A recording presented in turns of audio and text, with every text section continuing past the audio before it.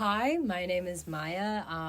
In this podcast, I'll be discussing my capstone, and I have my good friend Alessa with me to sort of teach her about it. So, and she'll probably have some questions for me.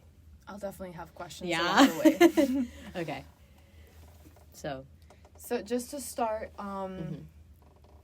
what do you think makes your research unique? What sets it apart? So part of it is like I talk about gendered racial microaggressions towards Asian American women, and that is a group that is not very commonly researched in. A lot of the research has been fairly recent. And particularly with gendered racial microaggressions, I'm intersecting both race and gender because with racism and sexism, it's been mostly separated when they're investigated rather than seeing how they play together and seeing the effects of those. So it's been largely like recent, but at the same time, because race and gender are not investigated together, a lot of these experiences for people with like multiple marginalized identities, their experiences are kind of invisible, if you could say. Yeah. Okay, perfect. And just to get like a baseline level of knowledge for people out there, what qualifies as a microaggression? Yeah, so a microaggression is basically, it's a brief or momentary exchange with a person or even with the environment, and specifically with a person, it could be like a behavioral sort of interaction or like a comment, so verbal. So for example, if it was a behavioral interaction, it could be like, I'm walking on the street as an Asian person during the time of COVID and I see someone and they start coughing towards me or something like that. And if it was verbal, it could be like, oh, but you're so smart, you know math because you're Asian. And if it was kind of like an environmental microaggression, it could be something like a Confederate monument is like next to a historically black college. So, Okay. yeah. So, like you said, like they can be perceived positively by the person doing the microaggression. Let's say Definitely. with the math example. Right. So it can be positive and negative. Yeah, it could definitely be positive and negative. And the thing is with microaggressions, they're very specific to the like target's membership of a marginalized group or like any sort of association with that group. So it has to do anything, whether it be based on stereotypes or things like that. And yeah, they can be both positive and negative because stereotypes can be both positive and negative. So, yeah. I mean, we can agree that even the positive ones are negative. Oh, yeah, definitely. But yeah. that's a good way to put it. Definitely. So, is it a microaggression if the perceiver doesn't understand it or doesn't see it as harmful or just a sign of something deeper within? See, that was something that I really struggled with in my capstone, was like the subjectivity of it, because it is based on perceptions. But I would, like, personally, I would argue, like, sometimes microaggressions are just microaggressions, like, even if the person can't see it in that moment, but if it was pointed out by other people, then there is at least something there. But of course, like, I can't invalidate how the person who received it feels, because, like, that's on them. Because I feel like some microaggressions are a bit more obvious, especially if they're, I guess, kind of like borderline just an aggression, but like it's still like you can't really point it out as like a racist thing, because that's kind of what makes it a microaggression, because it seems really subtle and small. So I would argue that sometimes microaggressions are microaggressions, but in other times it's really context dependent, so you can't really just say, like, it is a microaggression, especially if that person doesn't really perceive it to be as one, or if they're, like, kind of dismissing it, so, yeah. So could it also be a microaggression if somebody's, seeing somebody be explicitly racist or aggressive in this, like, context, and they're just doing nothing about it, or dismiss it, like you said? I guess if it was more overt, then that's just like an aggression, you know what I mean? Yeah. Like, obviously, it really just depends on the person, which is what makes, like, the phenomenon of microaggressions and researching it very difficult, because there is such variability with perceptions. Yeah. Yeah, and I mean, it's even harder with, like, the multiple minority status you're trying to study here. Yeah. Okay. So my next question, like when reading your capstone project, was what does it mean to identify with an ethnic or racial identity at different levels? This was something you discussed. Yeah, so basically when you identify or you commit to that sort of ethnic or racial identity, it means you're more likely to be accepting of it, you embrace it, you have pride in it. And so obviously for anyone with different identities, they can have different levels of how committed they are or how strongly they feel about it. So like, for example, with me, like I would say prior to like maybe 2019, like my levels of like committed ethnic or racial identity weren't super strong, so they were pretty low. And then I would say kind of after 2020 with the whole George Floyd thing and like the COVID pandemic and stuff like that, it started to become a lot stronger. And this was a factor that, you know, I mentioned in my capstone, that for it really depends on the levels of ethnic identity of how sensitive you can be towards microaggressions. And I started seeing that with myself.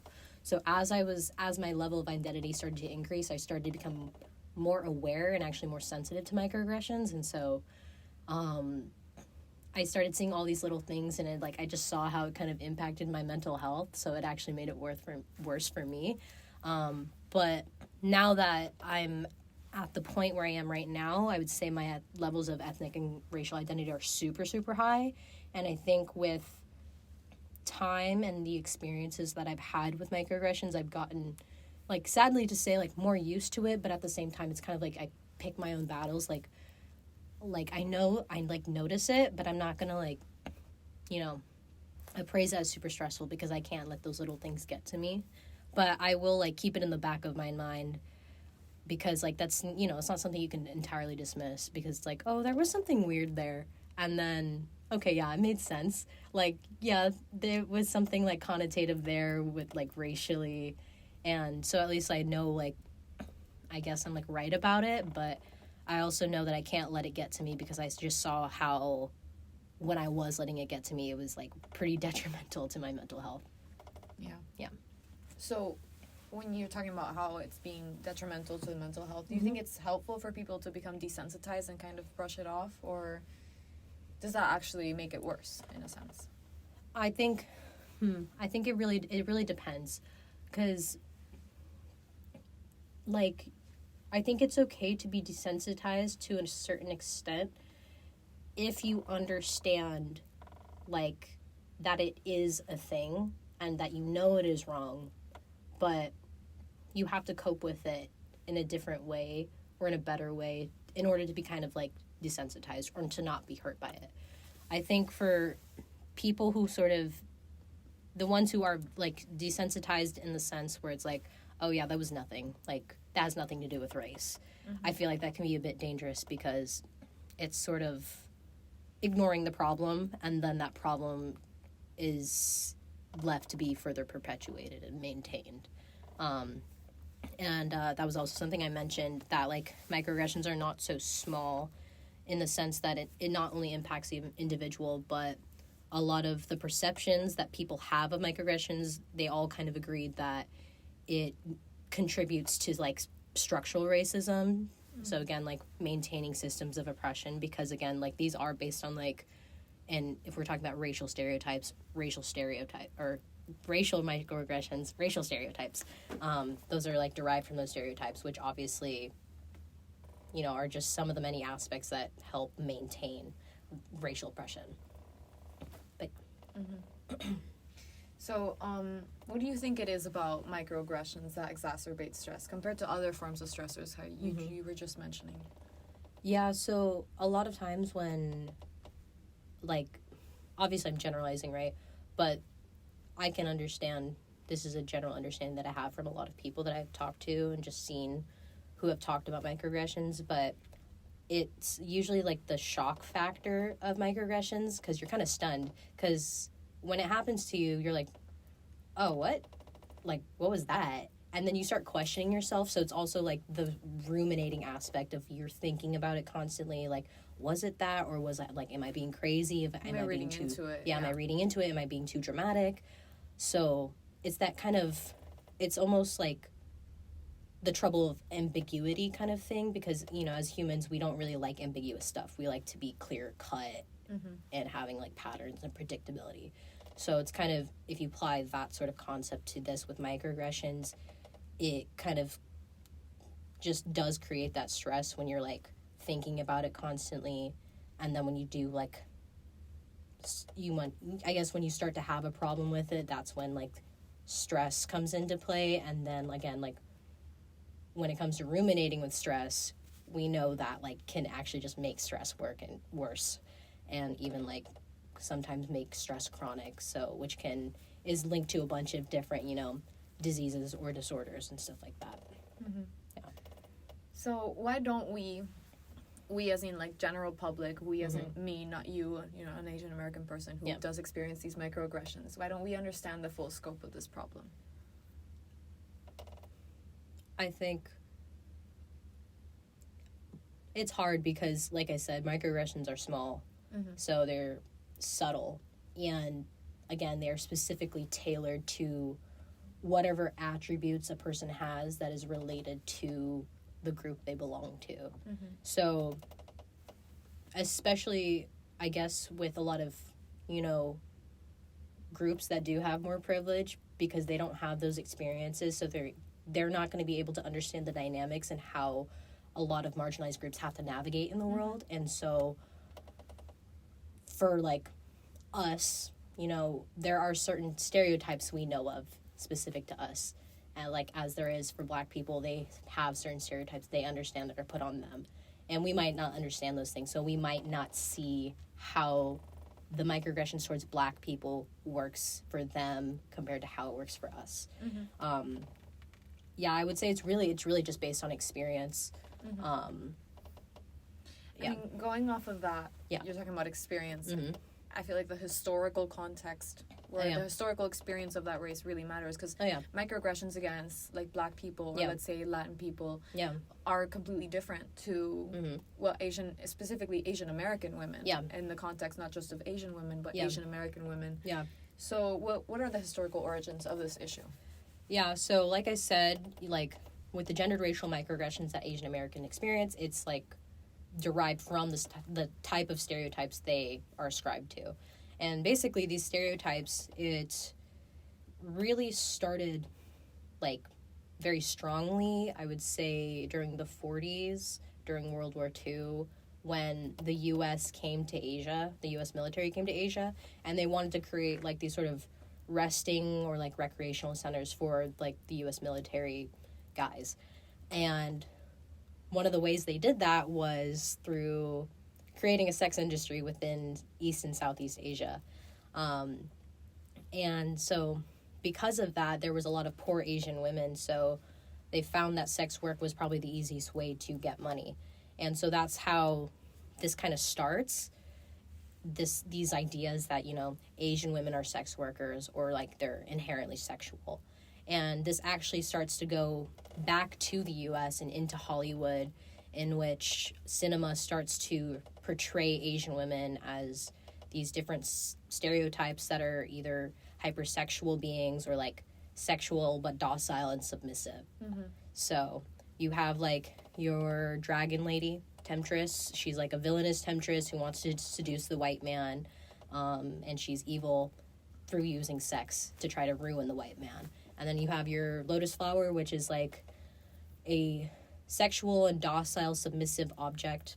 And then this was something that I found out in my research. I never heard of this stereotype, but it was called the little brown fucking machine, which this one is specific to Southeast Asian women. And in my presentation, I actually put a picture up of this scene from the movie called Full Metal Jacket, not Full Metal Alchemist. Sorry, guys, I was thinking of an anime.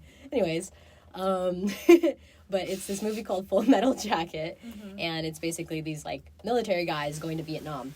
And there's a specific scene where this prostitute, and she's Vietnamese, and she says, you know, all of these lines and stuff like that are basically asking for sex from these white military men. I mean, just inherently the stereotype and the historical context is just sexual in every context, but also wildly submissive and like almost malleable to the taste of the colonizer in a sense. Definitely. Of the military person. Definitely. But I definitely see what you're talking about. And then I wanted to ask, is there any evidence that Asian American women try to counter the effects of microaggressions? Like, how would they do that? How do they help definitely. themselves? So there's a study that shows that Asian American women in particular go through this sort of mechanism called shifting. And so basically, if they were to face a gendered racial microaggression, they were more likely to sort of westernize their appearance, so to seem less Asian in a sense, and even denounce their culture. So because, gendered racial microaggressions are tailored to their identity, so it's like they want to try to distance themselves from that identity. So, which can obviously create a whole nother problems, because it's like it creates shame for their identity. And again, westernizing is just another way of saying trying to change yourself according to Eurocentric beauty standards, which can be so dangerous. So it could just be like lightening your skin or trying to make your eyes look bigger or something like that, which, that can play a huge toll on your self-esteem even.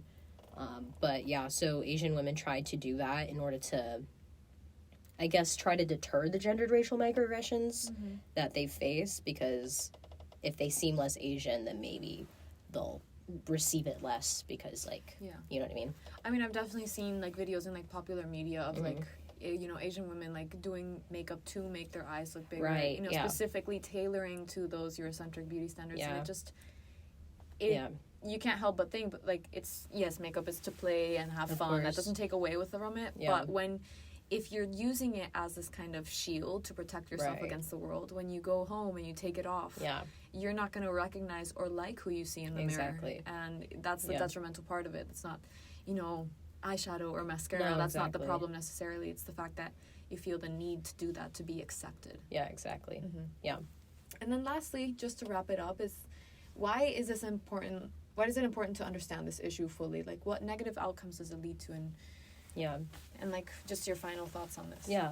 So, other than like shifting, there's a lot of studies, even though it's been recent, but a lot of studies that show how gendered racial microaggressions can actually be linked to things such as like sexual objectification. So like Asian women will be more likely to self-objectify and hyper-monitor themselves, and even their like racialized features, not just their bodies. Which has, negative mental health impacts on its own to self-objectify, Oh, yeah, and even within that study, it showed that it was linked to an increase of eating pathology, so eating disorders, which is obviously very serious. And it's also been found that, like, Asian American women who've, like, reported, like, a higher frequency of these type of microaggressions, they're also more likely to engage in suicidal ideation, which obviously is, like, just kind of the sort of gateway for suicide, which is super serious, you know what I mean? So it's, like, for me, it's clear to me that, like, microaggressions are not super small if the consequences can be so negative and adverse and can be as worse and severe as suicidal ideation. And not only that, it also matters just because, like I said in the very beginning, like, Asian American women, this is a group that hasn't been investigated. So it could be that they are going through these things, but it's just largely underreported. Yeah, I mean, I feel like there's this, like, almost idea that a lot of times what Asian American people go through is very diminished, because a lot of the stereotypes can be turned into a positive light. Of course, Whereas research into other, like, people, like, Black people, Latin people, there are, like, a lot of more obvious in-your-face negative effects. So I feel like definitely it's very particularly understudied in all minorities, but with Asian American women, like, even when you get charts talking about who makes the most income-wise, $1 per compared to a white man who makes $1, you know, Asian people make higher than other races. So people think, like, oh, they have it bad, but they don't have it as bad. I mean, this was something that I wanted to mention in my capstone, but due to the sake of the, maximum word count, I couldn't include it. But it's this idea of the model minority myth. Yes. So, like, basically, Asians being a minority, but, you know, we're still able to somehow pull ourselves up from our bootstraps and be, you know, financially successful.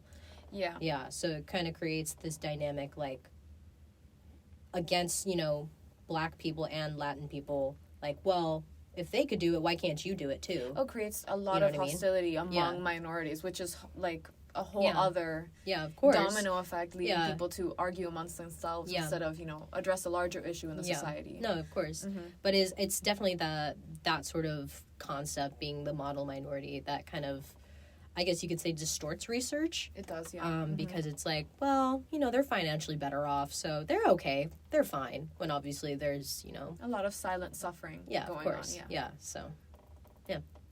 Well, thank you so much for your time and to answering my questions. Thank you. I really appreciate it.